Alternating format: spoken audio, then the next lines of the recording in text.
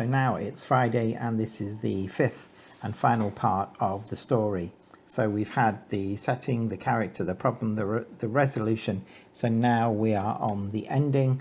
This shouldn't take too long at all.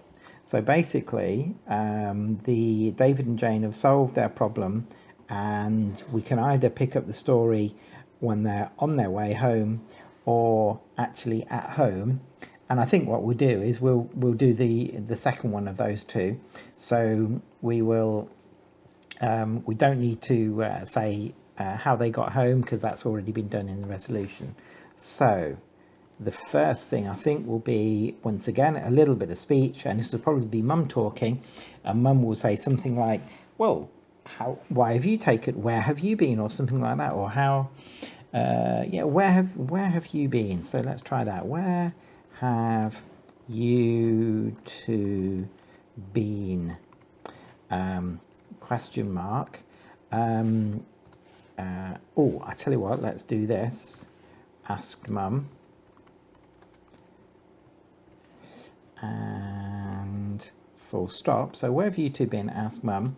And then she's going to say, I hope you haven't been fighting or something like that. I hope you haven't been arguing, or let's say arguing, that's a bit better. Hope you haven't been arguing all the way home from the shops. I hope you haven't been arguing all the way home from the shops. Now let's full stop and close the speech marks. So there's a few things few spag things that we need to think about here. So first of all, this is speech, so therefore we've got open speech marks.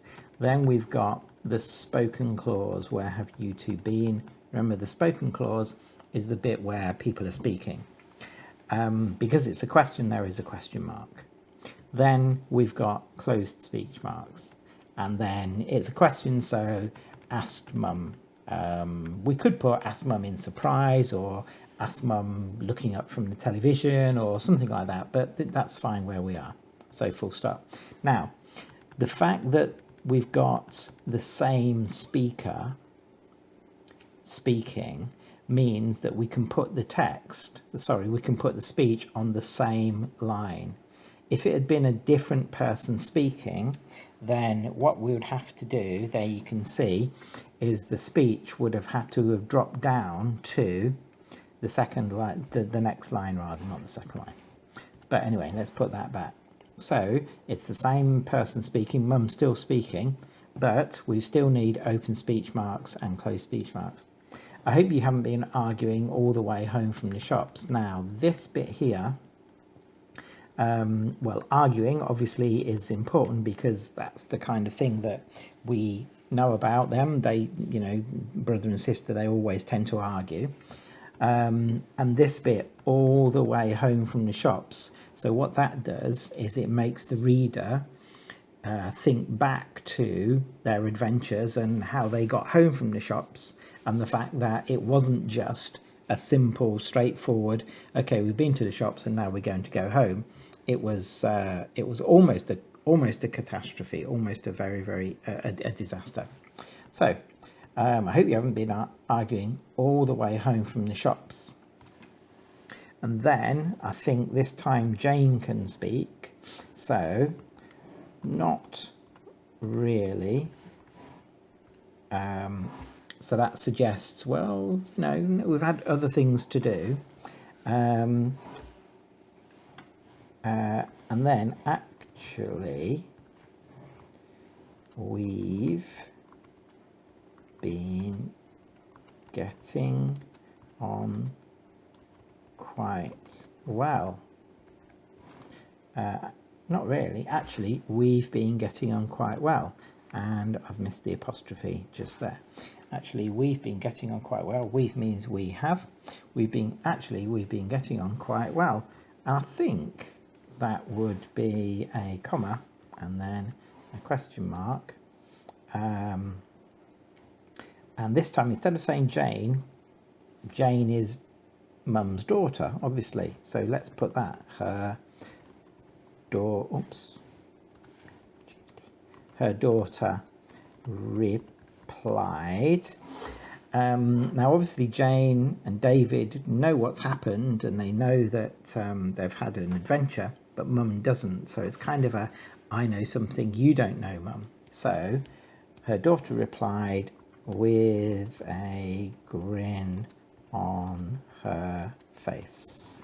Okay, as if to say, I've got a kind of a bit of a secret, but I'm not really going to tell you what it is, just in case I get into trouble. Oops. Bring that back down again. And then the last words can be had by David, and he can say, yes, we're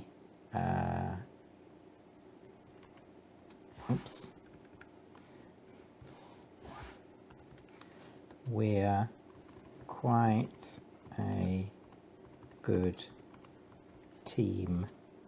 Yes, we're quite a good team when we need to be.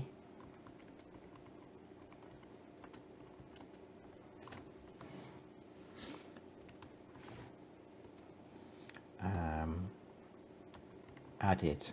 Yes, added, because it's adding to what she's just said. Added David. Full stop.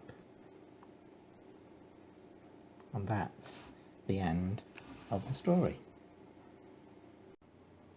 Right, okay, so that's the end of my part of the lesson. The next bit, as you know by now, is your turn. Try to write your own version of the ending. You can make it funny, or you can make it sad, or anything you like, really. Don't forget to try to bring in some of the things that the story has been talking about. So try to bring in the fact that at the beginning of the story we know that they hated each other, and then by the end of the story they kind of worked together to solve their problem. That way it sort of ties the whole thing up, as if you're tying your shoelaces or something like that. It ties it all up quite neatly. Remember, as always, you can flick the video back to watch different parts of it again if there are certain things that you weren't very sure about. As always, you can use some of my ideas, but I would like it if you try to use mainly your own ideas to finish off this story. Okay, good luck.